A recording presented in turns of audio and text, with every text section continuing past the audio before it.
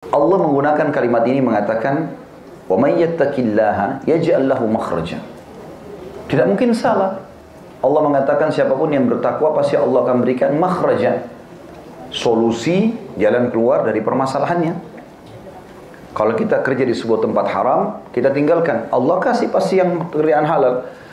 Kita meninggalkan perzinahan, Allah akan kasih pasangan yang halal. Apapun yang kita tinggalkan yang buruk, kita akan dialihkan kepada yang baik. Itu janji Allah di At-Talaq ini. Dan ini diyakini oleh ribuan bahkan miliaran manusia, orang-orang beriman dari zaman Nabi SAW sampai menjelang hari kiamat nanti. Makhraj juga ini bisa diterjemahkan, kalau orang Arab membahasakan kalau ada orang jalan di tempat yang sempit, misalnya gang, tubuhnya nggak bisa bergerak. Kemudian tiba-tiba di ujung gang itu dia temukan sebuah lapangan luas, dia bisa lari. Transisi dari tempat sempit ini ke tempat yang lapang, itu namanya makhraj. Maka Allah gunakan kalimat ini.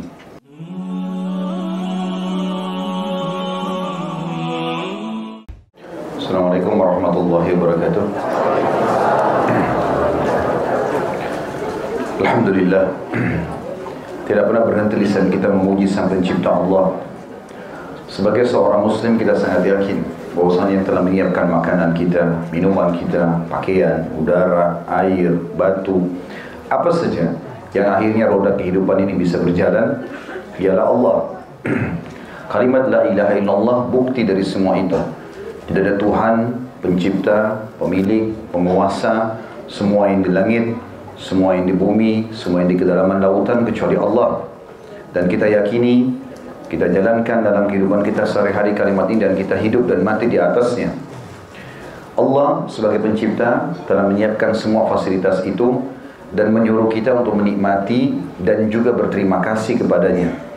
Bahasa agama kita, terima kasih ini syukur. Siapa yang bersyukur dengan menikmati semua fasilitas tersebut, maka Allah akan tambah untuknya. Dan kalimat syukur ini Allah rangkumkan di satu kalimat yang mudah untuk diucapkan, yaitu Alhamdulillah. Maka jadilah orang yang selalu membasahi dan bibirnya dengan kalimat ini. Selanjutnya kita panjatkan salam hormat kita kepada utusan Sang Pencipta Allah, yaitu Nabi besar Muhammad sallallahu alaihi wasallam, yang telah membawa kepada kita hukum halal haramnya Allah sehingga kita punya panduan hidup. Dan tentu dengan harapan mengejar janji Allah, satu kali ucapan salam hormat ini dibalas oleh Allah dengan 10 kali tambahan rahmat. Melanjutkan bedah buku kita, Kiat-Kiat Hijrah dari kemaksiatan dan istiqamah dalam ketaatan.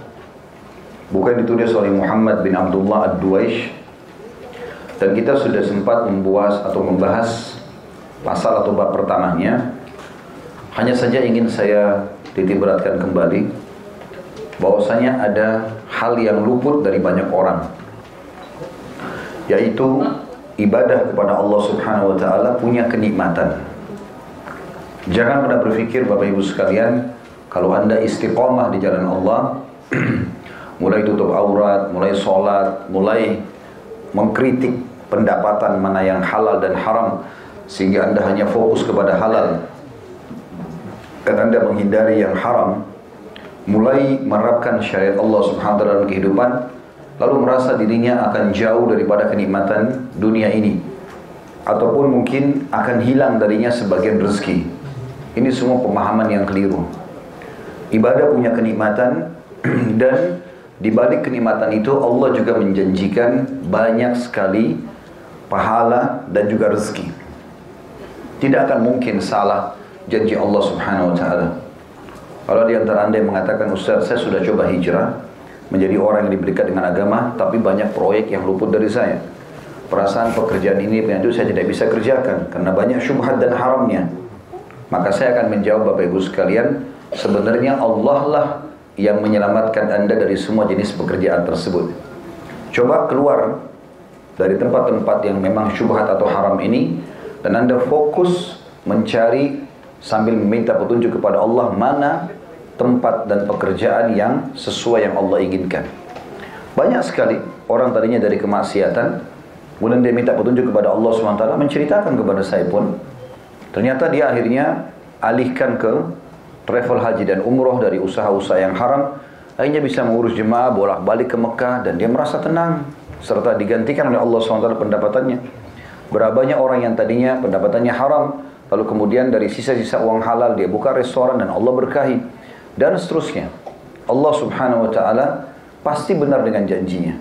Allah menjanjikan orang yang beriman dan beramal saleh dalam surah At-Talaq ayat 2. Dan ini di dalam surah At-Talaq surah nomor 65 ini 4 ayat berturut-turut janji Allah ada di situ.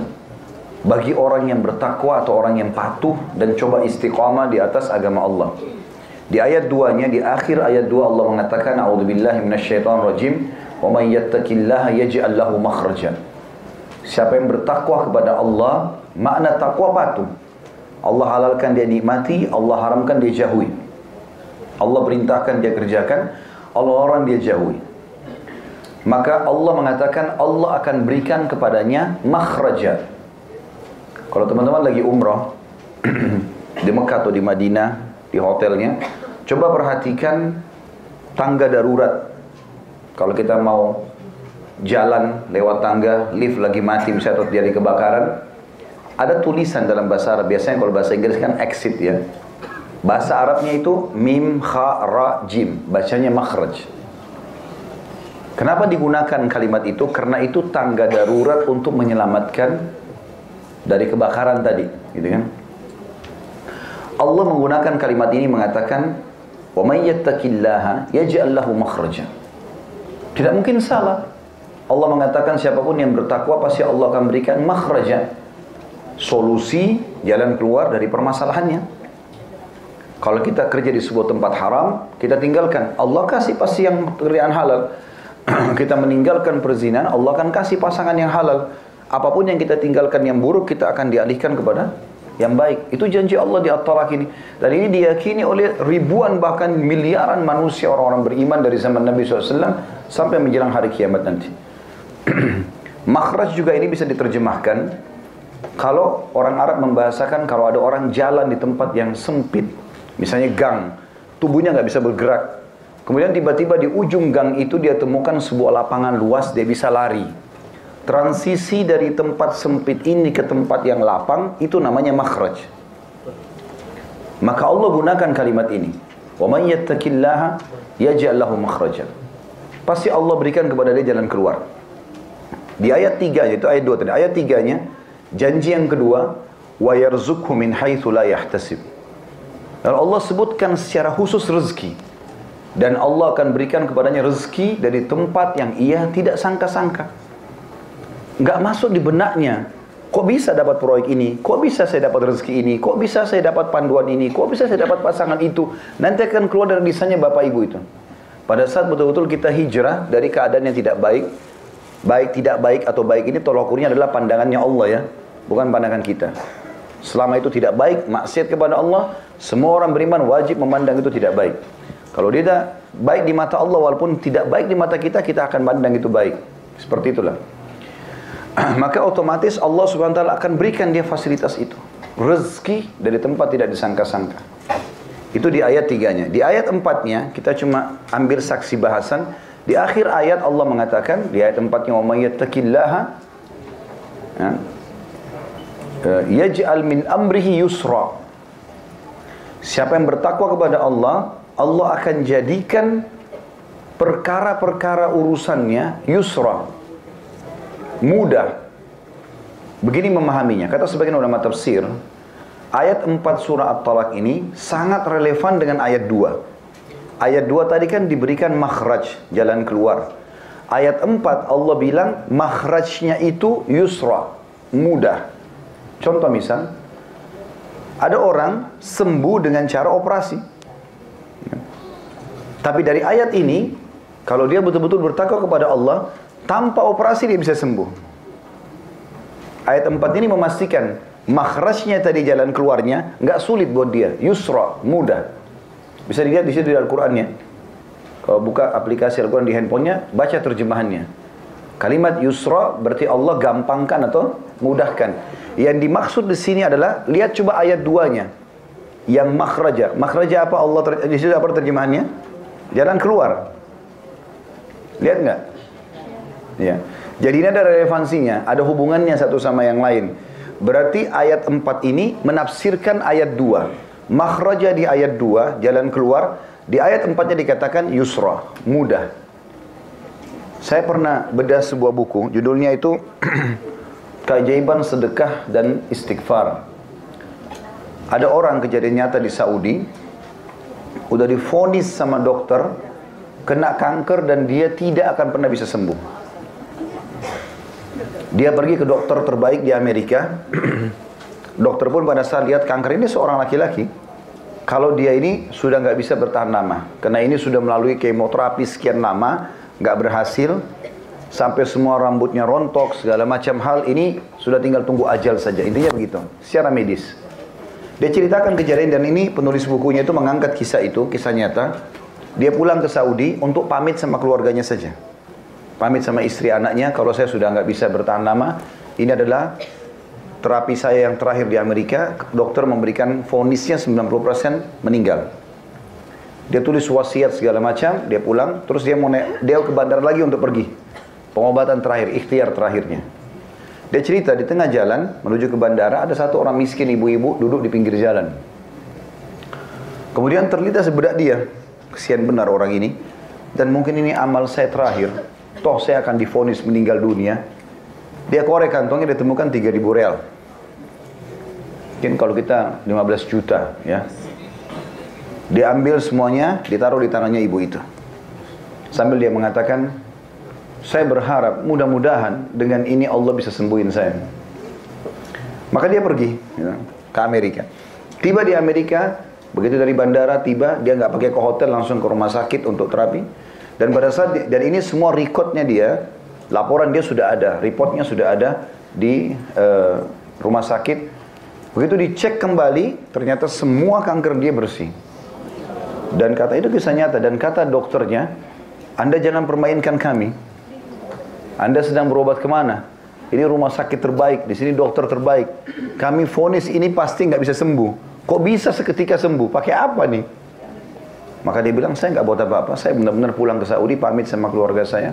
Dan pada saat saya kembali, ini yang terjadi. Dia bilang, apakah Anda tahu hasilnya apa sekarang? Ini diperlihatkan. 0, bersih. Kayak orang tidak pernah sakit sebelumnya. Maka dia tiba-tiba konekin, dia bilang, kemungkinan besar, bukan cuma kemungkinan, kita sebagai muslim yakin, kalau sedekah itu penyebabnya. Nggak ada yang mustahil bagi Allah SWT. Ini sudah vonis mati, tapi memang ajal di tangan Allah, bisa hilang penyakit tanpa bekas. Nggak ada yang mustahil di sisi Allah Subhanahu wa Ta'ala. Ada seorang wanita dari Jerman divonis kena penyakit kanker darah, penyakit payudara, maaf, dan ini kankernya sudah stadium sekian, dan ini juga vonisnya sama. Tapi ini agak berbeda sedikit kasusnya. Dia orang Jerman Muslim di sana. Terus sudah vonis dokter 2 minggu lagi umurnya. Dia bilang sama suaminya, karena mereka Muslim, saya coba habiskan 2 minggu ini umur saya di Saudi saja, di Mekah. Ini sudah divonis dokter mati, dan mereka sangat yakin pasti itu akan terjadi. Berangkatlah ke Saudi, 3 hari proses visa dan tiket. Dari 14 hari, 3 hari sudah hilang, tinggal 11 hari. Begitu tiba di Mekah, cuma taruh barang di hotel, tawaf, umrah. Setelah itu, perempuan ini duduk di situ. Nangis-nangis di depan Ka'bah, mohon pengampunan kepada Allah SWT. Dia nggak minta sembuh.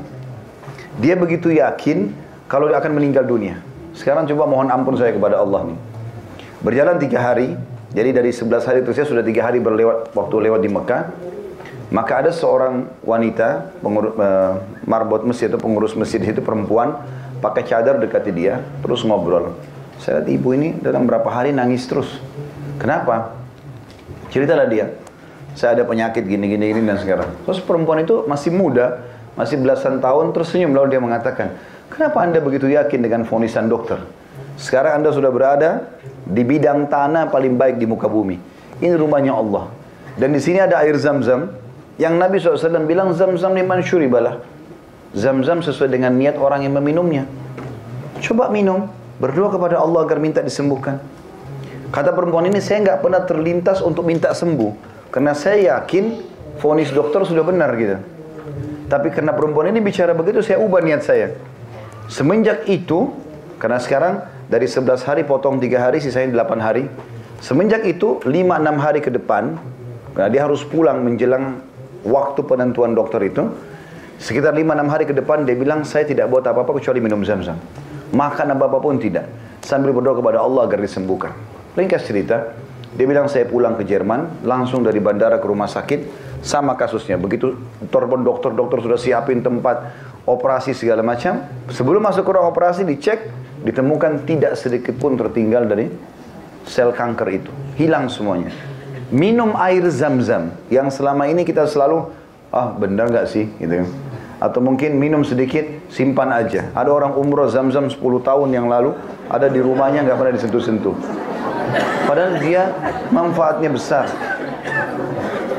Habis ya bisa beli lagi kan sebenarnya. Tapi mereka nggak paham masalah itu.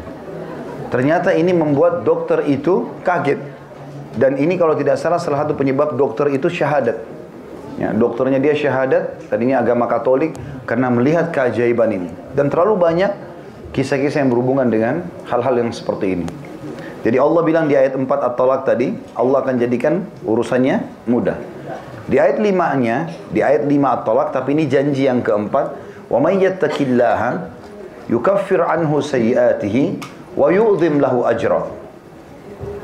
Siapa yang bertakwa kepada Allah, dia istiqamah, dia hijrah, dia coba istiqamah, Allah akan maafkan semua kesalahannya yang lalu, dan Allah akan lipat gandakan pahalanya ke depan. Jadi apapun yang dia buat akan berlipat ganda pahalanya. Ini janji luar biasa ini dari Allah SWT.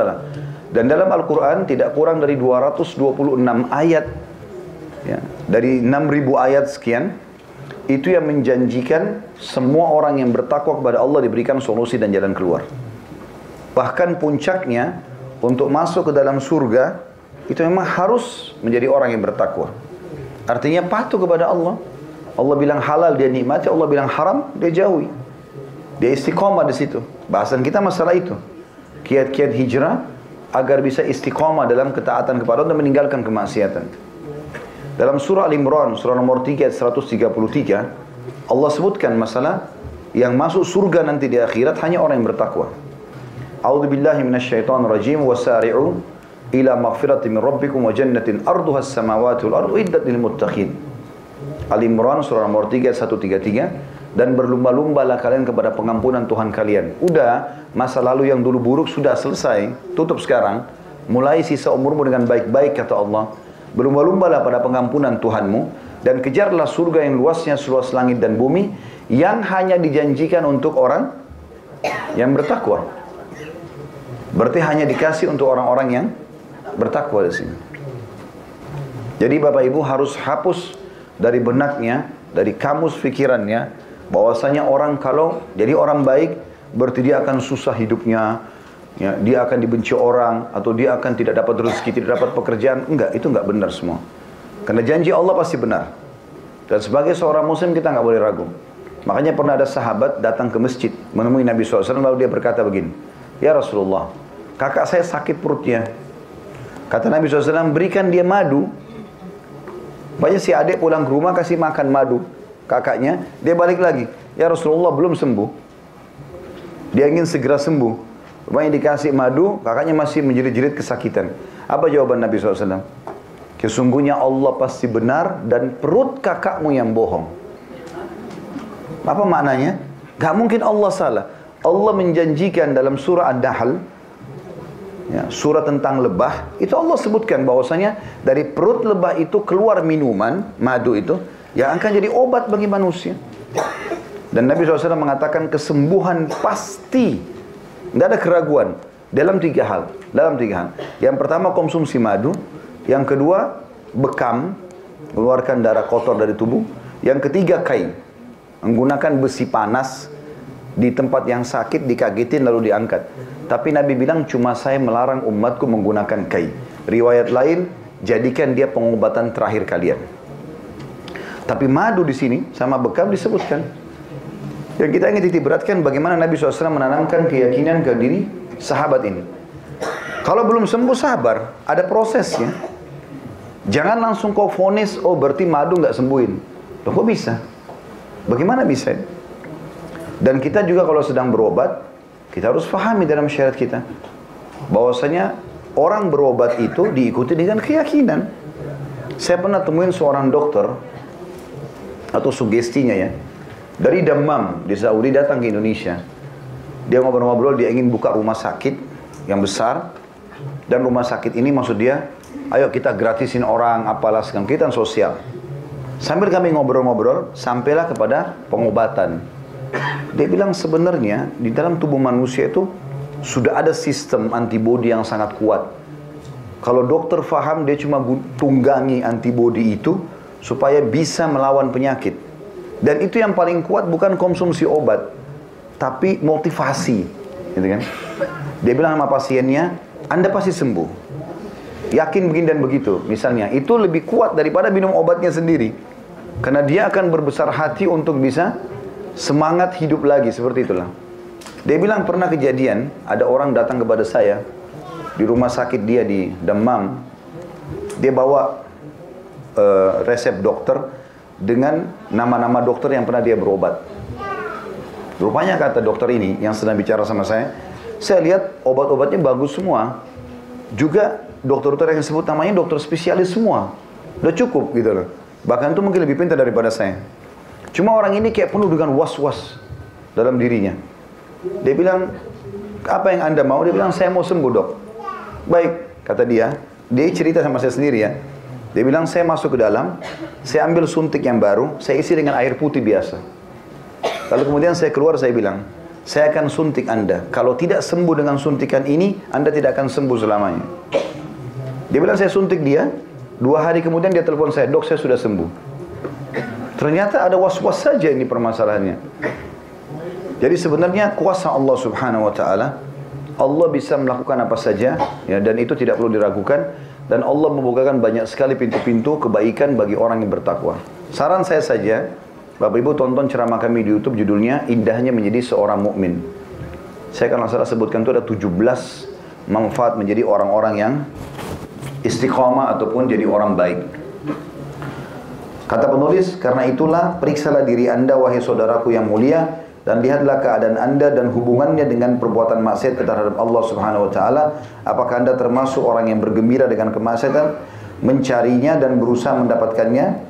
Waspadalah, jangan sampai kelezatan syahwat melalaikan Anda dari pahitnya dosa. Dan jangan sampai api hawa nafsu membakar atom keimanan dan kesolehan dalam hati Anda. Yang pertama Allah angkat dari hati seorang hamba yang melakukan kemaksiatan adalah kenikmatan ibadah itu. Begini maksudnya.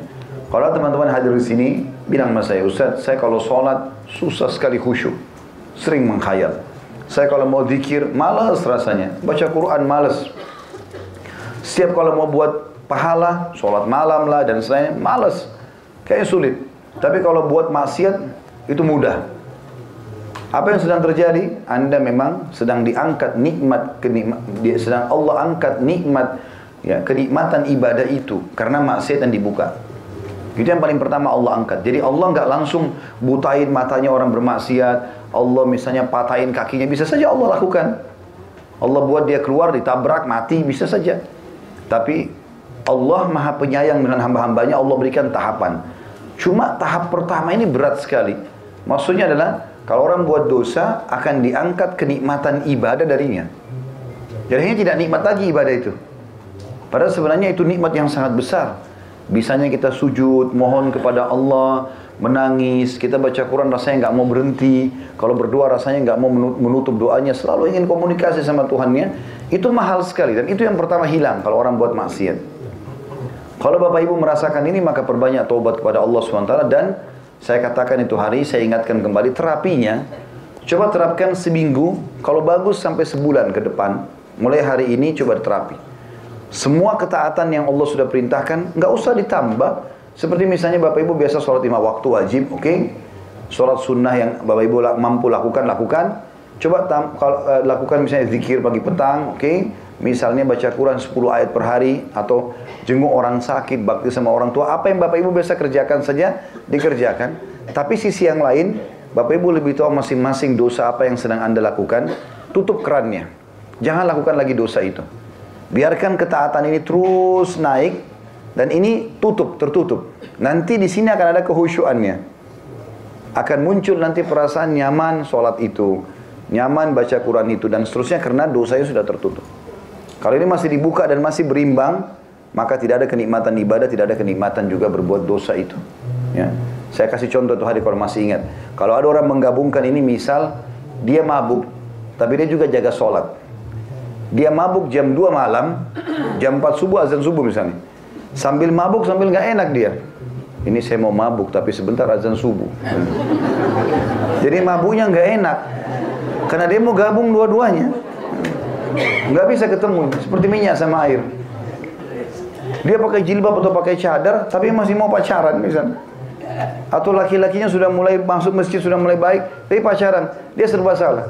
Mau gandengan nggak enak, mau jalan sama-sama nggak enak, ketakutan sana sini. Karena dia mau gabungin keduanya, nggak bisa ketemu ini. Bapak Ibu harus menjadi orang baik sekalian, supaya rasakan kenikmatannya ibadah itu. Atau jadi orang buruk sekalian, tapi ini bahaya, ujungnya neraka. Jangan berada di tengah-tengah. Karena banyak orang begitu. Ya apalah istilahnya, abu-abu atau yang. Tapi yang jelas teman-teman, kalau Anda masih membuka ini dan membuka ini, hilang kenikmatan dua-duanya. Kenikmatan ibadahnya nggak ada, kenikmatan dosanya juga nggak ada. Gitu. Memang harus ditutup salah satunya. Kalau orang dia tidak mau ibadah sama sekali, pemabuk nggak mau ibadah, nggak pikirin sholat, nggak pikirin apa, dia mabuk sampai jatuh di pinggir jalan, dia nggak peduli kan? Karena dia nikmati dosanya, tapi ini bahaya ke neraka. Atau orang dasarnya nikmati ibadahnya, dia tutup pintu maksiatnya. Kalau Bapak Ibu kerjakan ini, terus ibadah yang rutin saja, yang wajib-wajib misalnya, dosanya ditutup, nanti akan naik terus rate-nya, dosanya turun. Nanti lama-lama makin kental terasa keimanan itu. Sampai pada tingkat, Bapak Ibu bisa jijik dengan dosa itu. Kok kenapa orang itu begitu ya? Kok kenapa dulu saya buat ya? Begitu nanti. Saya tanya sendiri beberapa jemaah saya yang sudah coba terapkan ini. Bagaimana perasaannya, akhi? Oh, saya bertanya-tanya Ustaz, kenapa dulu saya buat itu ya? Kemana uang saya keluarin dulu begini dan begitu? Itu dulu ada kisahnya. Para sahabat begitu, seperti Ikrimah bin Abi Jahal radhiyallahu anhu. Ini dulu sama ayahnya Abu Jahal suka sekali perangi Islam. Abu Jahal Fir'aunnya umat ini, meninggal dalam keadaan kafir. Anaknya ini Ikrimah selalu ikut ayahnya. Pokoknya kalau mau nyerang Islam, nyumbang duit, dia nyumbang duit, nyumbang pasukan-pasukan, senjata perang, segala macam hal. Terakhir pembebasan kota Mekah, dia masuk Islam. Setelah dia masuk Islam, Allah tanamkan iman dalam hatinya, maka dia melihat Al-Quran sambil dia baca, dia faham. Maka dia mengatakan, inilah perkataan Tuhanku yang aku lalaikan selama ini. Sambil dia nangis gitu. Lalu dia mengatakan, ya Rasulullah, sebagai bukti keimanan saya dan pembersihan terhadap kesalahan saya yang lalu, maksudnya supaya jangan ada bekasnya, maka saya akan berinfak di jalan Allah sebesar dulu saya infak untuk memerangi agama Allah ini. Maka dia menebus kesalahannya dulu dengan membayar infaknya. Misal dulu dia sering, naudzubillah, mudah-mudahan sini tidak, tapi ada orang sering traktir temannya di diskotik, perzinahan, hotel dia yang bayarin segala macam. Sekarang bentuk taubatnya dia harus bersihkan itu. Kira-kira supaya dia bisa rasakan kenikmatan imannya. Kira-kira dulu saya biasa bayarin orang berapa sih? Sedekahin sejumlah itu walaupun dicicil. Dengan niat membersihkan itu. Insya Allah akan hilang. Karena selama bekas ada, maka kita akan terus mengingat. Kenapa teman-teman ada yang pernah berbuat dosa, setahun kemudian terjerumus lagi? Karena dia nggak bersihkan bekasnya. Bekasnya masih ada. Sehingga bisa dipicu oleh syaitan. Salah satu ciri teman-teman tobat kita diterima oleh Allah SWT, kata sebagian ulama, adalah kita lupanya terhadap dosa itu. Misal contoh, orang pernah tonton, naudzubillah, film porno yang tidak benar, kemudian dia tonton. Terus dia tobat sekarang. Kalau kapan dia satu waktu ada pemicu untuk nonton lagi, kemudian dia lupa, dia tidak tahu ini cuplikan apa. Itu berarti dulu tobat dia sudah diterima, karena dia sudah lupakan, bekasnya pun hilang. Seperti itulah. Ini harus dilakukan. Mirip juga ini contoh yang lain ya, kalau kita mau minta maaf sama orang. Minta maaf sama orang teman-teman, tidak bisa dengan ucapan maaf saja. Coba hilangkan sesuatu pemicu yang membuat dia masih dendam sama kita. Contoh, kita pegang seember air, niatnya mau dibuang air itu ya. Kita mau buang di depan rumah kita, lewat seseorang, kita tidak niat melempar air ke dia, tapi lewat, terus kita siram, kena dia. Apa yang harus kita lakukan? Minta maaf. Cukup sampai situ? Bajunya basah. Masalahnya. Kalau kita cuma bilang, maafin saya ya, nggak cukup.